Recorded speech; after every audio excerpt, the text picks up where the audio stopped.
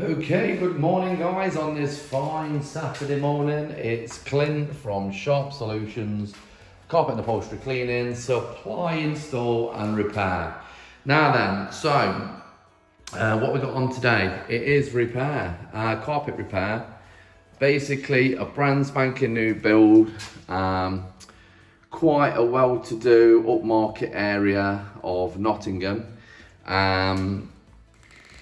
Very nicely finished, to be fair, these asses are.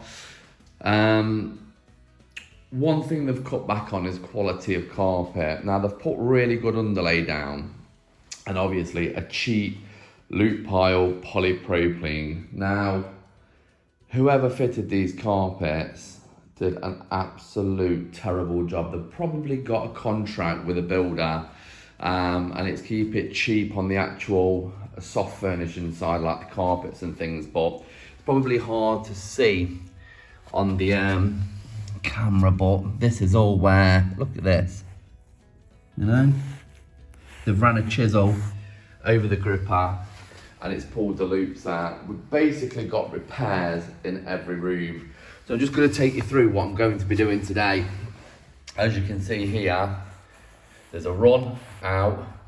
It needs, there's another bit there, you know. You can see here, look at that finish. These are brands, but they might be cheap carpets, but they are brand spanking new. And to leave carpets like that, it's just not on. If you can see down at the skirt, and I'm going to show you that in a minute. But what we've got is pulls, just where the kicker head's been. I think probably the wrong style of stretcher has been used on this job. Looking at kind of how the damage has been caused, I've probably used what's called a serrated T-fed kicker. It's basically like blades on the end. You can get them from any kind of DIY store for about 15-20 pounds. And to be fair, they're a DIY stretcher for a reason, because this is what they cause. So hopefully we can tuck and turn and rethread these, you know. Obviously where it's missing, we're going to need to run a new row in, but that should look absolutely fantastic after. We're also going to give a stretching up in all of the rooms and a tidy up. Now then, this is something that obviously you can't really, well you could if you could get it, but I knew I probably wouldn't. So it's terrible. So because there's going to be repairs in every room, and stretching, and tidying up, these are all pulls. Look at that there.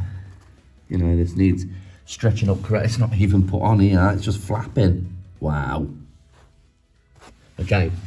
Yeah, so when I came to inspect it, I knew it was very difficult to put a price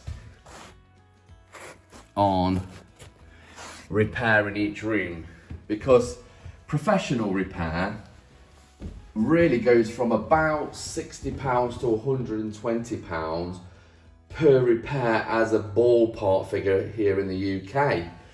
And a repair can take anywhere from 20 minutes to an hour, or if it's any longer than that and you're running into 2 hours, then you have to start thinking about what I did here today. So the tidying up, the restretching, repairs in every room could possibly take a few hours. So I needed to come up with a price of what it would cost to replace, these carpets, or what it would cost for me to tidy the edges up, give a quick restretch and repair all of the damage. So I came up with a figure that I was happy at.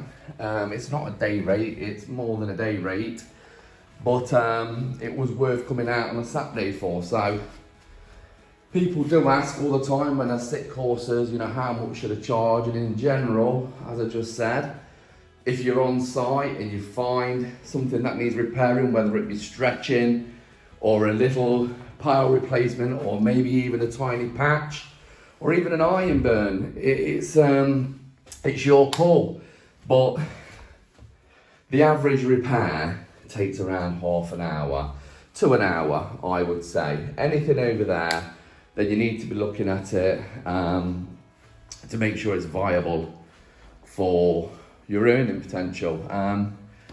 Like I say, it would cost a lot more to replace these carpets because there is some sort of damage in every room. Look, a lot of it's in the corners. They've been stretched incorrectly. Let me look at this. After today, I will have put it back correctly. Anything that needed attention to is going to have it. So these all just need rethreading through, putting back down and securing. So I will be shooting some video on it. Now I won't be showing everything because obviously it's quite detailed and it is a high end kind of service to learn, definitely to offer. It's very, very niche. There is absolutely plenty of work out there. Customers are crying out for it. In fact, there's not enough, but it is growing here in the UK, and I reckon probably over the next 10 years it will be a major thing where if someone does accidentally do something to their carpet, a lot of the time, I'm already getting it, is good quality carpets. Customers are claiming on insurance, you know, getting a payout, or because it's changed slightly now, a lot of customers don't have to go to 3 shops and things. A lot of these insurance companies are actually just paying out, and then they're ringing companies like my own to come in and repair them to a very good, satisfactory state, and loving it, you know. So that's why it's possibly going to get quite large. Right, stick with me, guys.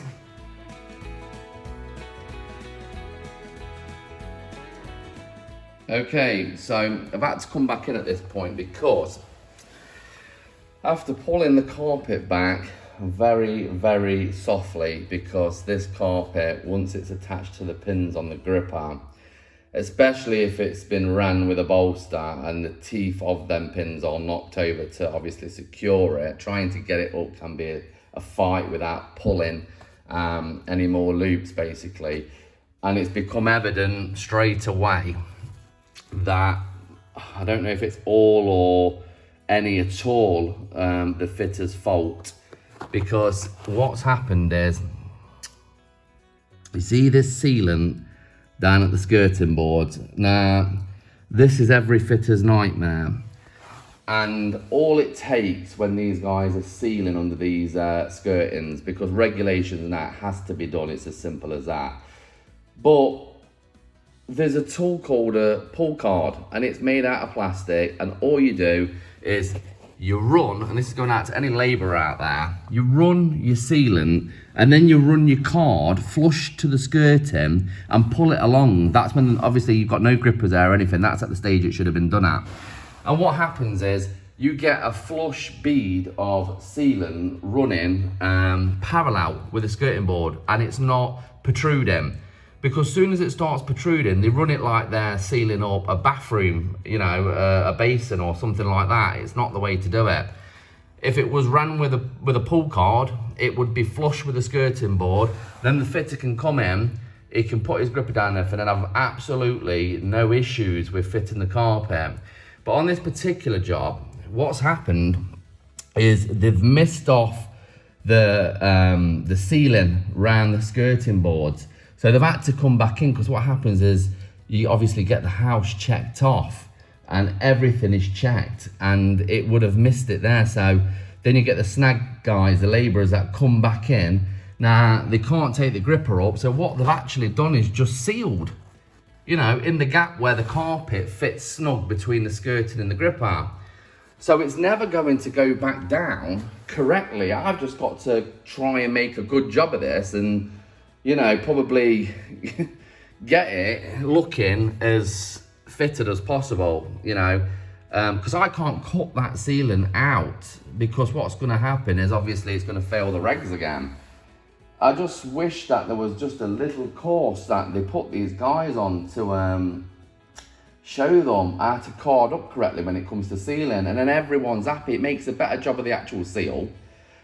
Fitters happy, everyone's happy. So, you know, this is the first room that I've obviously pulled something back, and I get the feeling that it's in every room, and that is the cause of it. That's what now I'm getting the feeling, you know, has happened here. And that's why all around the edges it's coming up. It's because obviously they filled it with sealant the wrong way. But someone's coming to buy this house, and you know, that really just isn't good enough. So, you know, let's try and put this right for them.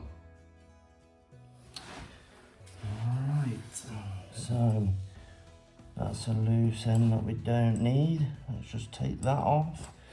Get rid of the stuff we don't need. You have to be careful what's what. So there, re-threading. That's re-threading. Get everything out of the way. That's paint. Yeah, it runs the full distance. Okay. If you can't remember if your blade is new and never been used, always change it. Okay, so I've cut out the damage. Okay, that's all cut out, ready for a new insert now.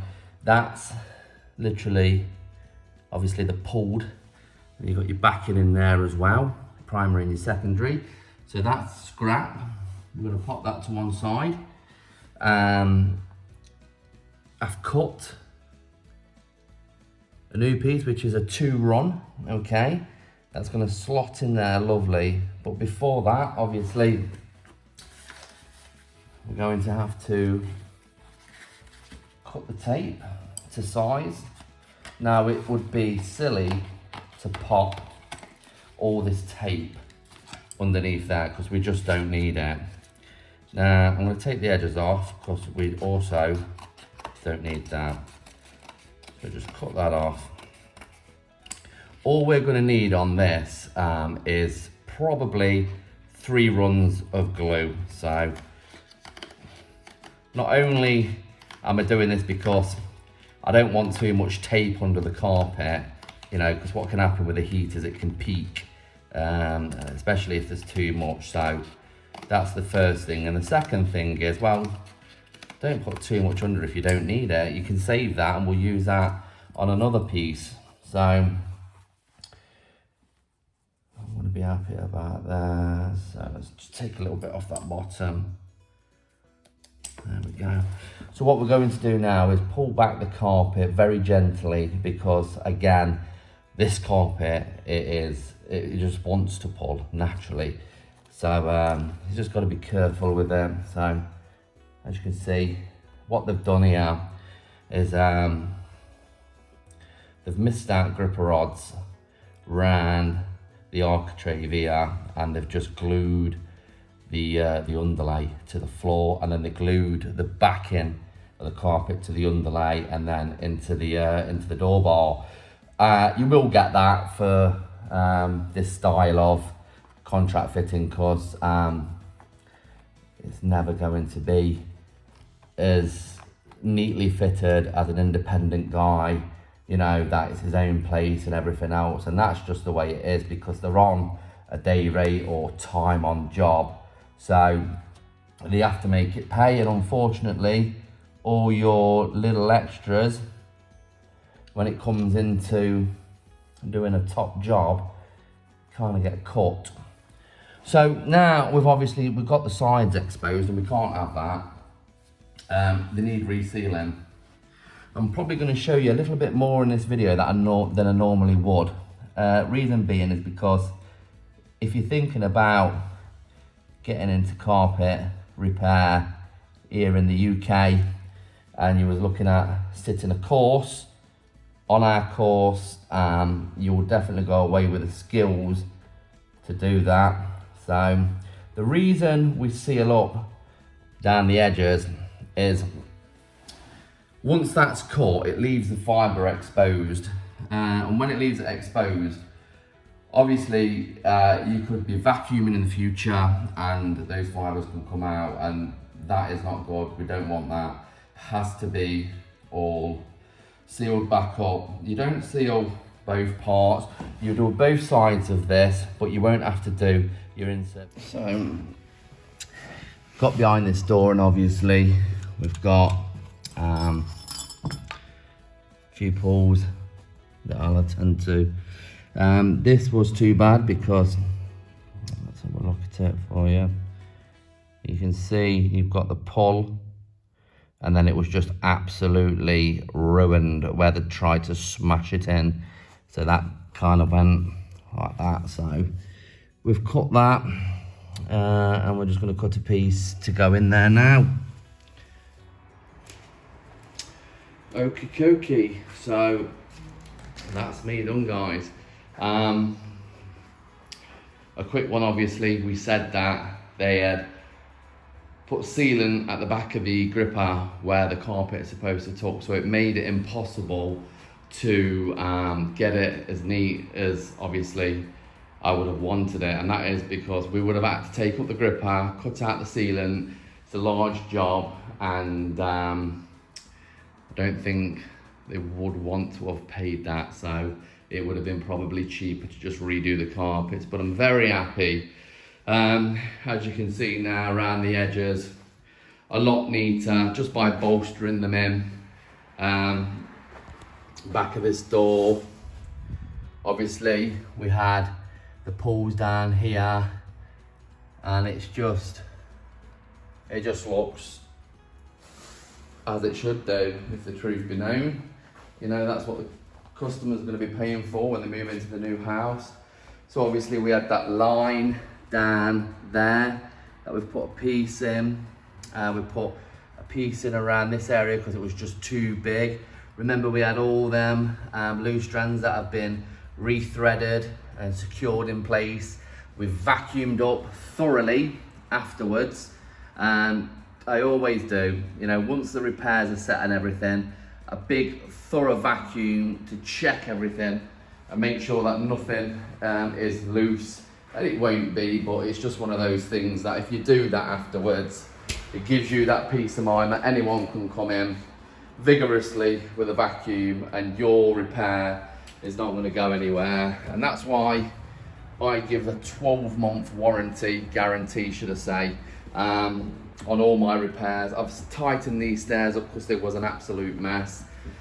It really is a mixture of them taking it up to the original fitters fitting it. I don't think the fitting originally was done A1, but then that's what that is, you know. The house will sell, so that's the main thing. Some bits on there. So this room, obviously, we had down here quite a couple of large tufts that had come up, and we've rethreaded them. Over in that corner, around here, rethreaded the tufts back in. So everything is now spot on to the eye.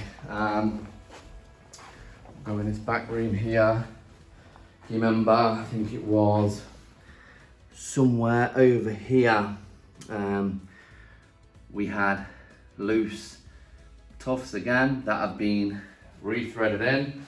So, you know, my work is never going to be, I'm never not going to try and hide anything. That's one thing that we do teach on our course, is that a repair, we shouldn't be rolling with a tractor to hide your lines. Your lines should be butt up, close together. If you're rethreading tufts, they should be absolutely as it was, manufacturer's spec kind of thing. And that's what you aim for. At the same time, you have to obviously explain to your customers that it is a repair, and sometimes it is going to be slightly visible, but I'm sure you would all agree, you know, looking at the repairs that I do to this standard is a lot better than looking at damage. And having damage, especially when it's a loop pile like this, to get worse, because what's going to happen is one sweep with an upright vacuum will literally just take that and ladder it and take it straight through the carpet, and it is no good. It needs repairing professionally. That corner down there, again, a lot of work's gone into that. I've just kind of neatened this area up, and I have actually forgot to vacuum it, you know. It's not worth lying. I'm going to have to go over it. There's some bits and bobs there. But apart from that, guys, it's been a really nice morning's work. The foreman has just been round, checked it all off, couldn't believe it. Looking for the damage, and that's what you want. Really happy. So I think there's another 7 plots that have exactly the same thing, where they've had to take up the carpets and seal behind the grippers. So we're going to end up getting them to this standard, and that's what we aim for. Till the next time, guys, I hope you enjoyed the video. If you want to sit one of our repair courses, all you got to do is get in touch. Till next time, enjoy your day. I'm out.